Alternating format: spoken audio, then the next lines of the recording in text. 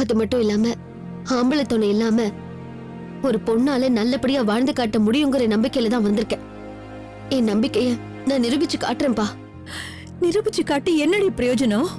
புருஷன் கூட வாழாம பிறந்த வீட்டுக்கு ஒரு பொண்ணு வந்து தங்கிட்டா ஊர் அவளை வாழ வெட்டின்னு தானடி சொல்லும்.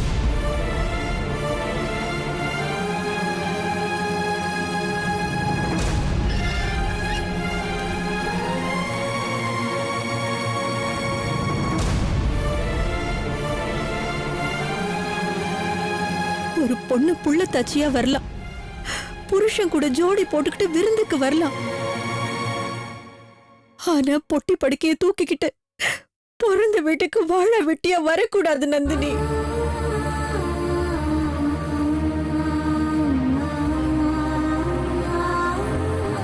தப்பு பண்ணாத ஆம்பளைங்க இந்த உலகத்துல யாருமே கிடையாது. எல்லாருமே ஒரு விதத்துல தப்பானவங்க தான். அதுக்காக கோச்சுக்கிட்டு வாழ்க்கைய தூக்கி போட்டுட்டு வரணும்னு ஆரம்பிச்சா அப்புறம் இந்த உலகத்துல குடும்பம்னு ஒண்ணு இருக்கவே இருக்காது. மாப்பிள்ள தப்பு பண்ணிருக்காருன்னு உனக்கு தெரிஞ்சதோ நீ எங்களை கூப்பிட்டுருக்கணும். நாங்கெல்லாம் வந்து இந்த பிரச்சனையை எப்படி சரி பண்ணணுமோ அப்படி சரி பண்ணிருப்போமா? அதை விட்டுட்டு இப்படி எடுத்தேன் கவுத்தேன்னு உன் வாழ்க்கைய உதறி தள்ளிட்டு வந்திருக்கிறது நல்லதா படல நந்தினி. அப்போ நான் இந்த வீட்டுக்கு வந்தது உனக்கு பிடிக்கல?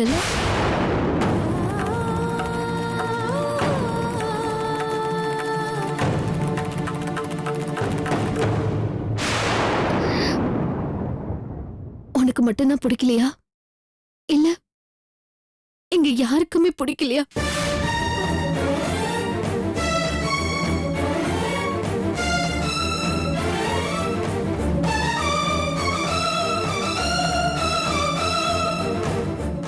உங்களுக்கு இஷ்டம் இல்லைங்கிறதுக்காக நான் என் முடிவை மாத்திக்க போறதில்ல.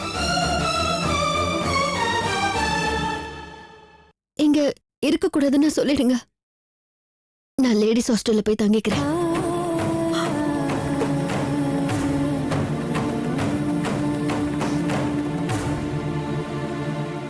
என்னோட படிப்புக்கேத்த வேலை எனக்கு எப்படியும் கிடைக்கும். அதை வச்சு என்னோட வாழ்க்கைய நான் கௌரவமா வாழ்ந்துக்கிறேன். அதை விட்டுட்டு எனக்கு துரோகம் பண்ணு அவரோட நான் போய் சேர்ந்து வாழ மாட்டேன். அது தெளிவா புரிஞ்சுக்கோங்க. நந்தினி, நீ சொல்றதெல்லாம் எனக்கு புரியுது. ஆனா அத்தையோட நிலைமையை கொஞ்சம் யோசிச்சு பாரு. ஒரு பொண்ணு வாழ விட்டிய வீட்டுக்கு வந்தானா பெத்த தாயோட மனசு எவ்வளவு வேதனைப்படும். இத பாரு, எனக்கும் பொன் குழந்தைங்க இருக்கு, உனக்கும் பொன் குழந்தைங்க இருக்கு. அதுக்கு நாளைக்கு கல்யாணம் ஆகி வீட்டுக்கு போய் ஏதோ ஒரு பிரச்சனைன்னு வந்து நின்னுச்சுன்னா நம்ம மனசு எப்படி துடிக்கும்? அதே தானே இவங்க சொல்லிட்டு இருக்காங்க. இத பாரு, நாங்க இந்த வீட்டுல உன்னை இருக்க வேண்டாம்னு சொல்றேன்னு தப்பா அர்த்தம் புரிஞ்சிட்டு இருக்க. நீ இந்த வீட்டுல இருக்கிறதுல எங்களுக்கு எந்த பிரச்சனையுமே இல்லை. அதை முதல்ல புரிஞ்சுக்க. இது பாரு நந்தினி, இது உன் வீடு. இங்க நீ உன் இஷ்டம் போல இருக்கலாம். பெத்த அப்பனா நான் சொல்றது என்னன்னா, கல்யாணமான பொண்ணு புருஷனோட தான் இருக்கணும். அதுதான் நியாயம். அதனால உன் முடிவை கொஞ்சம் மாத்திக்கமா. நந்தினி, இந்த வீட்டுல ஒவ்வொருத்தருக்கும் ஒவ்வொரு பிரச்சனை. ஆனா நீ மட்டும்தான் பிரச்சனை இல்லாம சந்தோஷமா வாழறன்னு நினைச்சுக்கிட்டு இருந்த. ஆனா அதுவும் இப்ப பொய்ய போச்சம்மா. அந்த ஆண்டவன் இப்படி ஒட்டு மொத்தமா நம்ம குடும்பத்தை அழ வச்சு பாக்குறானு. எனக்கு இதெல்லாம் விஸ்வமாமா தப்பு பண்ணிருந்தாருன்னா அவர்கிட்ட நீ சண்டை போட்டிருக்கலாம். அதை விட்டுட்டு இப்படி வாழ்க்கைய வேணான்னு உதறிட்டு வந்துட்டியேக்கா. ரேவதி, நீ மட்டும் இல்ல, நம்ம வீட்ல எல்லாரும் ஒரே மாதிரி தான் இந்த பிரச்சனையை பாக்குறீங்க, அட்வைஸ் பண்றீங்க. அது எனக்கு புரியுது.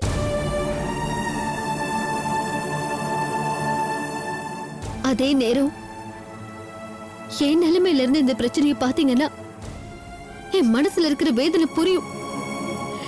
நான் எடுத்திருக்கிற முடிவு சரின்னு தெரியும். நான் நல்ல நிதானமா யோசிச்சுதான் இந்த முடிவு எடுத்திருக்கேன்.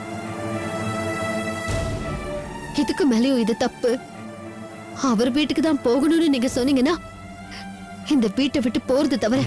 வேண்டாமா, வேண்டாம். உன்னை நாங்க யாரும் எதுவும் சொல்லல. உன் இஷ்டப்படி நீ இங்கேயே இருக்கலாம். எப்ப உனக்கு நீ மாப்பிள்ளையோட சேர்ந்து வாழணும்னு தோணுதோ. இல்லம்மா, நான் ஒன்றும் சொல்லலம்மா. நீ உன் இஷ்டப்படியே இருந்துக்காமா. ரொம்ப தேங்க்ஸ்பா.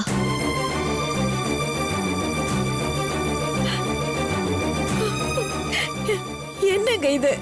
நீங்க பாட்டுக்கு இப்படி சொல்லிட்டீங்க. அவளுக்கு புத்திமதி சொல்லி புரிய வைப்பீங்கன்னு பார்த்தா நம்ம என்ன சொன்னாலும் நந்தினி அதை புரிஞ்சுக்கிற நிலைமையில இப்ப இல்ல அம்சா. நம்ம அட்வைஸ் பண்ண அவ மனசுல இன்னும் கோபம் தான் அதிகமாயிட்டே போகுது. அதனால அவளை தொந்தரவு பண்ணாம அவ வழியிலேயே விட்டுருவோம். அப்பா அது எப்படிப்பா? இவ பாட்டுக்கு கோவத்துல வாழ்க்கையை தூக்கி எறிஞ்சிட்டு வந்திருக்கா. அதை நம்ம சரி பண்ணி மறுபடியும் விஸ்வா கூட சேர்த்து வைக்க வேண்டாமா? பண்ணணும்மா, பண்ணணும். மாப்பிள்ளையோட நந்தினியை சேர்ந்து வாழ வைக்க நாம என்ன பண்ணணுமோ அதை நாம பண்ணித்தான் ஆகணும்.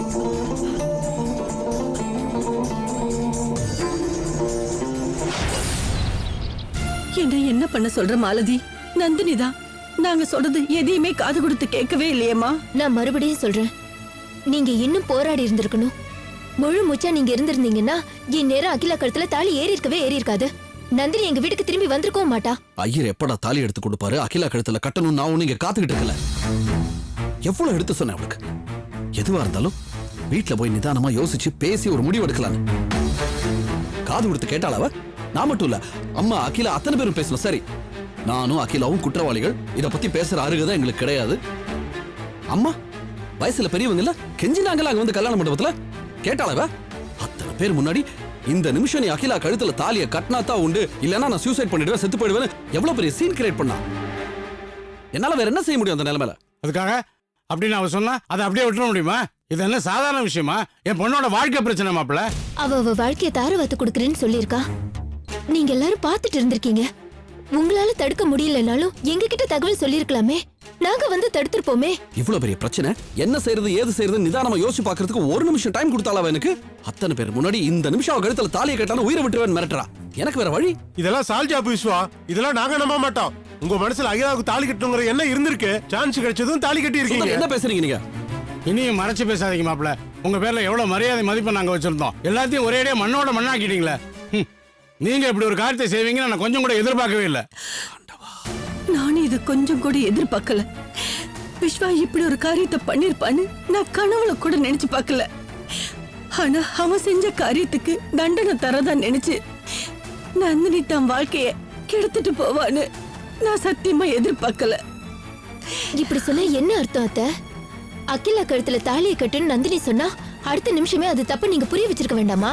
இப்படி விரல காமிச்சு நீ செஞ்சது தப்பு தப்பு தப்புன்னு ஒருத்தங்கிட்ட சொல்றது ரொம்ப சுலபம். எந்த மாதிரி சூழ்நிலையில அவன் அதை செஞ்சாங்கறதை யாராவது கொஞ்சம் யோசிச்சு பார்க்கணும். வேண்டாம் மாப்பிள்ள, வேண்டாம். அகிலாவுக்கு பிள்ளைய கொடுத்ததையும் சூழ்நிலைங்கிறீங்க, நந்தினி கிட்ட அதை மறைச்சதையும் சூழ்நிலைங்கிறீங்க, அந்த பொண்ணை கல்யாணம் பண்ணி இந்த வீட்டுல கொண்டு வந்து வச்சுக்கிட்டு அதனால என் பொண்ணு என் வீட்டுக்கு வந்ததையும் சூழ்நிலைங்கிறீங்க. என்ன மாப்பிள்ள, என்ன மாப்பிள்ள இது நியாயம்? ஐயோ தப்புதான் இல்லங்கலையே. தப்பு மட்டும் இல்ல விஸ்வா, நந்தினிக்கு நீ செஞ்ச மிகப்பெரிய துரோகம் இது. இந்த விஷயம் முன்னாடியே நந்தினி கிட்ட சொல்லியிருந்தா இன்னைக்கு எவ்வளவு பெரிய பிரச்சனை வந்திருக்குமா? நந்தினிக்கு தெரியாம மறைக்கணும்னு நினைச்சதும் அகிலாவை கொண்டாந்து இந்த வீட்டுக்குள்ள வச்சதும் தானே இது எல்லாத்துக்குமே காரணம். இதெல்லாம் எப்படி நீங்க சரி பண்ண போறீங்க? தெரியல, ஆனா சரி பண்ணி ஆகணும் மட்டும் தெரியுது. வாங்க, நான் வேணா நந்தினி கிட்ட வந்து அவ காலில் விழுந்து திரும்ப இந்த வீட்டுக்கு கூட்டு வரேன். வேற என்ன பண்ண சொல்றீங்க? நந்தினி கிட்ட மன்னிப்பு கேட்டுட்டா மட்டும் இது எல்லாமே சரியாயிடுமா? முதல்ல நந்தினி இதை மன்னிப்பாளா? விஸ்வா வந்து பேசினாலே நந்தினி கோவத்துல என்ன பண்ணுவான்னு தெரியல. அதுக்காக இந்த விஷயத்தை இப்படியே விட்டுற முடியுமா? என்ன பொறுத்த வரைக்கும் நந்தினி தான் இந்த வீட்டு மருமக. அவ இங்க வந்து வாழணும். அதுக்காக விஸ்வா மட்டும் இல்ல, நானும் நந்தினி காலில் விழுந்து மன்னிப்பு கேட்க தயாரா இருக்கேன். அத்தை என்னத்த நீங்க பெரிய பெரிய வார்த்தையெல்லாம் பேசிட்டு இருக்கீங்க? சரிம்மா, அப்ப இந்த பிரச்சனை தீர்க்கிறதுக்கு என்னதான் வழி? நந்தினி பழையபடி விஸ்வா கூட சேர்ந்து வாழ்றதுக்கு என்னதான் வழி? நீ கொஞ்சம் சொல்லு, எனக்கு ஒண்ணும் புரிய மாட்டேங்குது. அகிலா இங்க இருக்கிற வரைக்கும் நந்தினி இங்க வந்து வாழ மாட்டா. அதனால அவளை இங்க இருந்து எப்படி அனுப்புறதுன்னு முதல்ல யோசிங்க. அது ஒண்ணுதான் நந்தினி விஸ்வா கூட சேர்ந்து வாழறதுக்கு ஒரே வழி.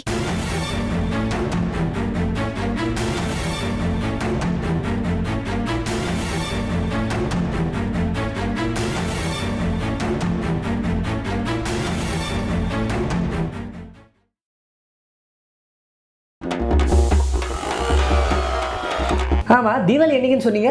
நீ பண்ண ஸ்வீட்டு ஆசம். நாசமா போச்சு. இது லேகியோங்க. பாடுறா, சேலையில சும்மா தேவதை மாதிரி இருக்கா பாடுறா. ஏய், அது அவங்க அம்மாடா. ஓங்கி அடிச்சா 1.5 டன் வெயிட்ரா. பாக்குறியா பாக்குறியா? நல்லா தான் இருக்கு. நீ சாப்பிட்றது நிப்பாட்டிட்டு அதையாவது சொல்லு. என்னது? அத ஹாப்பி தீபாவளி பா. ஹாப்பி தீபாவளி.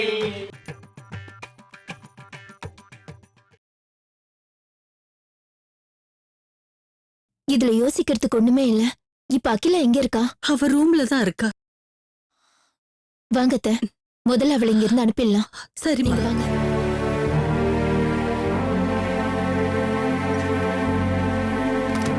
அகிலா, அகிலா, என்ன பாத்ரூம்ல என்னத்த ரூம்ல இருக்கான்னு சொன்னீங்க, இங்க இல்லவே இல்ல. இங்கதாம்மா இருந்தா. எங்க போனான்னு தெரியலையேம்மா.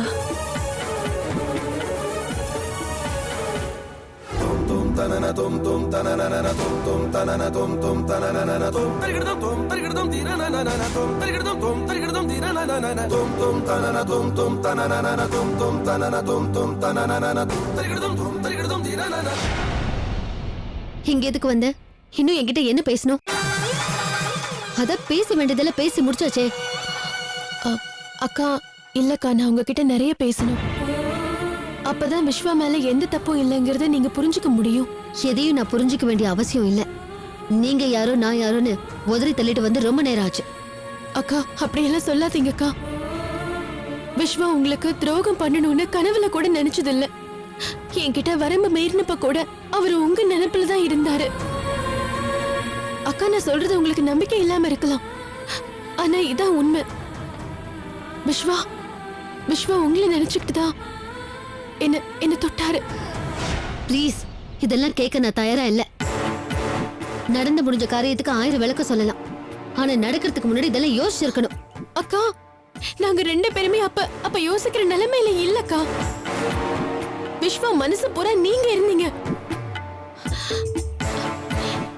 என் மனசு பூரா விஸ்வா இருந்தாரு. அப்படிப்பட்ட சூழ்நிலையில தான் அந்த தப்பை நடந்துச்சு. போதும், இதுக்கு மேல இந்த விஷயத்தை பத்தி நான் பேச விரும்பல. நீ கிளம்ப.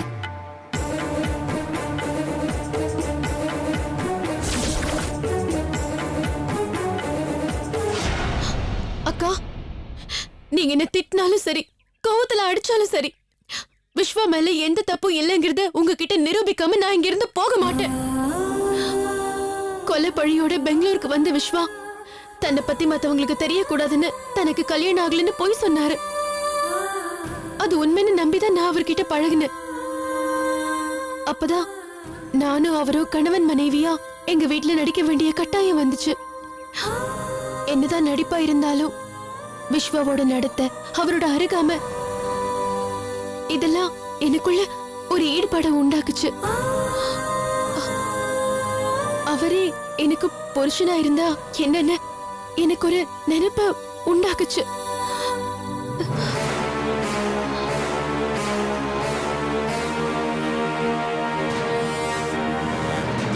அத நான் அவர்கிட்ட சொல்ல போகும்போது அவரு உங்க மேல ஒரு விதமான மயக்க உணர்வுல இருந்தாரு. அப்ப எங்களை அறியாமலேயே நாங்க வரம்பு மீறிட்டோம். ஆனா ஆனா அதுக்கப்புறம் விஸ்வா என்கிட்ட, நந்தினி நினைப்புல தான் நான் உன்கிட்ட அப்படி நடந்துகிட்டேன், இனிமே அப்படி நடக்கவே மாட்டேன்னு என்கிட்ட சொன்னாரு. சொன்னபடியே இந்த நிமிஷம் வரைக்கும் என்கிட்ட கண்ணியமா நடந்துகிட்டு வராரு. ஆனாலும் நான் விஸ்வா மேல வச்சிருந்த அஃபெக்ஷனால நடந்ததை மறக்க முடியாம இந்த கர்ப்பத்தை சுமந்துகிட்டு இருக்கேன். ஆனா இதுவே இன்னைக்கு பிரச்சனையாயி விஸ்வா என் கழுத்துல தாலி கட்ட வேண்டிய சூழ்நிலைக்கு கொண்டு வந்து விட்டுருச்சு. ஆனா நடந்த எல்லா விஷயங்களுக்கும் நானும் சூழ்நிலையும் தாங்க காரணம். விஸ்வா மேல எந்த தப்பும் இல்லைங்கிறத நீங்க புரிஞ்சுக்கணும். அக்கா தயவு செஞ்சு உங்க கோவத்தை விட்டுட்டு விஸ்வா கூட சேர்ந்து வாழ வாங்கக்கா ப்ளீஸ். இத கேட்கதான் நான் இங்க வந்தேன். சொல்லி முடிச்சிட்டல, கிளம்பு. அக்கா என்னக்கா இப்படி சொல்றீங்க? இது பாரு, எனக்கு கேட்க விருப்பம் இல்லைனாலும் நீ சொல்ல வந்தது சொல்லிட்டல, அதுக்கப்புறம் என்ன? சூழ்நிலை அது இதுன்னு காரணத்தை சொல்லிட்டு இருக்காத. இதெல்லாம் ஏத்துக்க நான் தயாரா இல்ல. முதல்ல நீ கிளம்பு. அக்கா அக்கா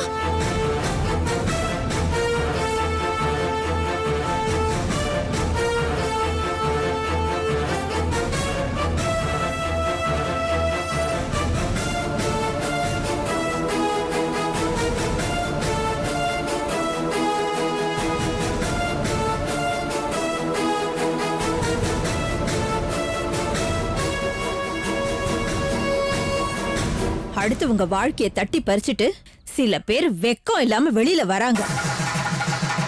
இதுங்கெல்லாம் என்ன ஜென்மமோ தெரியல. ப்பு.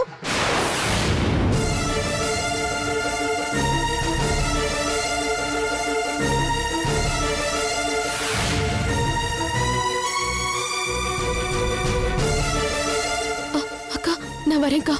அக்கா. ப்பு.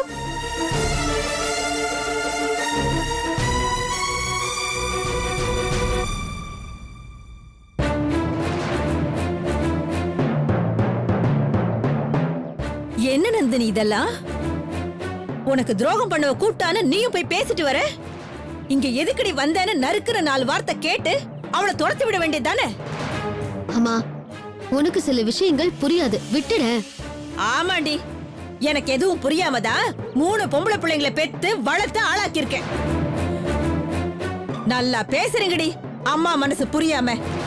ஒவ்வொரு விஷயத்துக்கும் என் மனசு எப்படி கடந்து துடிக்குதுன்னு தெரியாம நீங்க ஆளுக்கு ஒவ்வொன்னு பேசுறீங்க, பண்றீங்க. இதெல்லாம் எங்க கொண்டு போய் சேர்க்க போதோ தெரியல. அம்மா அம்மா நில்லு.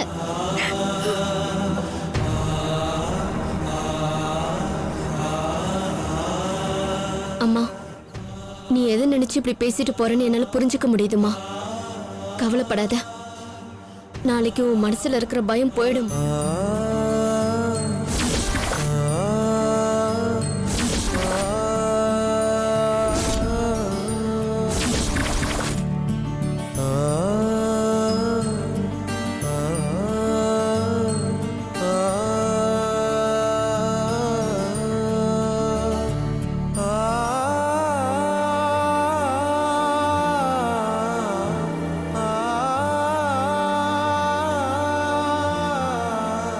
சாரி விஸ்வா. எதுக்கு சொல்ல அகிலா? எதுக்கு சாரி? எனக்கு சொல்ல தெரியல விஸ்வா. நான் தாலியை உங்க கையால வாங்கிக்கிட்டதுக்காக சொல்ற சாரியா, இல்ல உங்களை பிரிஞ்சு போன நந்தினி அக்காவை பார்த்துட்டு வந்ததுக்காக சொல்ற சாரியான்னு எனக்கு தெரியல விஸ்வா. நீ நந்தினியை பார்த்துட்டு வந்ததுல எனக்கு ஒன்றும் வருத்தம் இல்லையே, அதுக்கு எதுக்கு சாரி? அதுக்கு நீங்க வருத்தப்பட மாட்டீங்கன்னு எனக்கு தெரியும். ஆனா நாம இப்போ ஒரு இக்கட்டான நிலைமையில மாட்டிக்கிட்டு இருக்கோம். இதை எப்படி சரி பண்றதுன்னு தான் நான் நந்தினி அக்காவை பார்த்து பேச போனேன். ஆனா அதுக்கு எந்த பிரயோஜனமுமே இல்ல விஸ்வா. இருக்காதுன்னு எனக்கு தெரியும். உன்னை விட எனக்கு அவளை ரொம்ப நல்லா தெரியும் அகிலா. என்ன பண்றதுன்னு தான் தெரியல. நந்தினி அக்கா இன்னைக்கு உங்களை பிரிஞ்சு போயிருக்கலாம், ஆனா சீக்கிரமே மனசு மாதிரி உங்களை தேடி வருவாங்கன்னு நினைக்கிறேன். ஏன்னா உங்களை எல்லாருக்குமே ரொம்ப பிடிக்கும் விஸ்வா. உங்களை ரொம்ப காலத்துக்கு யாராலையும் வெறுக்கவே முடியாது. நான் எவ்வளவு பெரிய துரதிருஷ்டசாலின்னு பாத்தீங்களா விஸ்வா? உங்க குடும்பத்தையும் நந்தினி குடும்பத்தையும் நான் ஒவ்வொருத்தங்களையும் சொந்தங்களா பாக்குறேன். ஆனா அவங்க எல்லாருமே என்ன விரோதியா பாக்குறாங்க. நந்தினி வாழ்க்கையை தட்டி பறிச்சு பாவியே என்ன பாக்குறாங்க. நான் நந்தினி அக்கா வீட்டுக்கு போயிருந்தப்போ நானே அவங்க பேசினதை என் காது பட கேட்டேன். அதனாலதான் நான் சொல்றேன் விஸ்வா, நான் இந்த வீட்டை விட்டு போக மாட்டேன்.